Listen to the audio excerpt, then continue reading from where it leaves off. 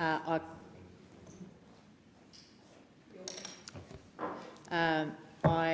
call the member. Thank you, Deputy Speaker. Dennis. No, I was just curious if the minister wanted to respond to the Attorney-General. Deputy Speaker, I support the member for Indi's amendment. I think it's a good and worthwhile amendment. And I support the amendment, first of all, as a matter of principle.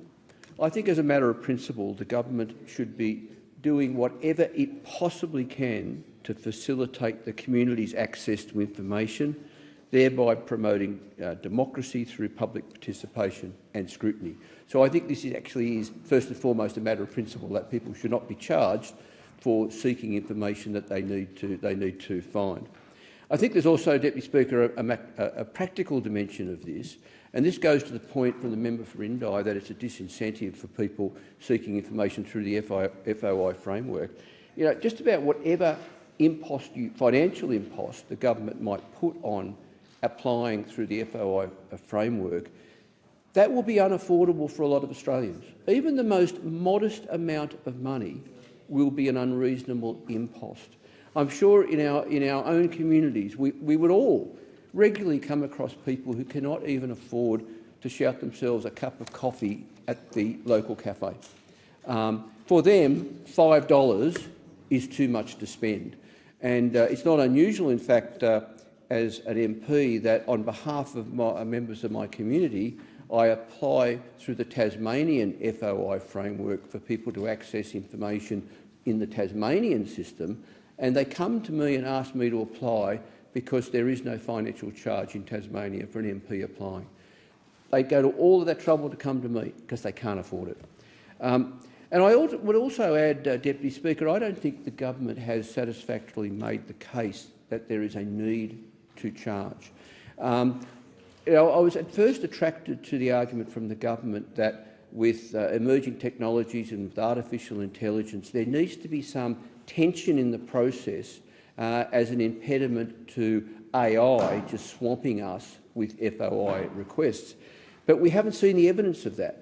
And in fact, when I look at the data between 2020 and 2024, FOI requests to the government have remained fairly steady at about 34,000 a year. You know, they've gone up a bit, gone down a bit.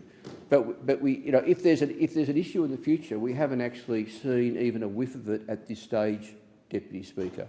So, you know, I can only draw the conclusion that this is either ill-considered because it's unnecessary, or, as the member for Indi has spoken to, that it is meant to, this imposition of a charge is indeed meant to create that tension to deter people from pursuing FOIs or applying for FOIs in the first case. Now, if that is the case, then sadly the Centre for Public Integrity is quite right on its recent report card, integrity report card on the Albanese government. I just remind you, Deputy Speaker, on that report card, when it came to transparency in the report card, the Centre for Public Integrity gave the government a fail. When it came to cronyism, the Centre for Public Integrity gave the government a fail. When it came to undue influence, and in particular the access of lobbyists, the Centre for Public Integrity gave the Albanese government a fail. It also gave it a fail for parliamentary accountability and a fail for supporting an independent public service.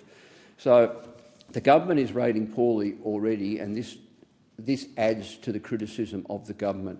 Frankly, Deputy Speaker, when it was announced right back at the start that the FOI framework would be reviewed, I actually spoke positively in the media of this move by the government, because I felt it would likely be a genuine attempt by the government to modernise our FOI framework, which is warranted. But sadly, that now that we're preoccupied with the detail of the reforms, I find the reforms very much lacking, and I've flipped and I've become quite critical. So I'll leave it there, Deputy Speaker, and I will support the amendment moved by the member for Indi. Thank the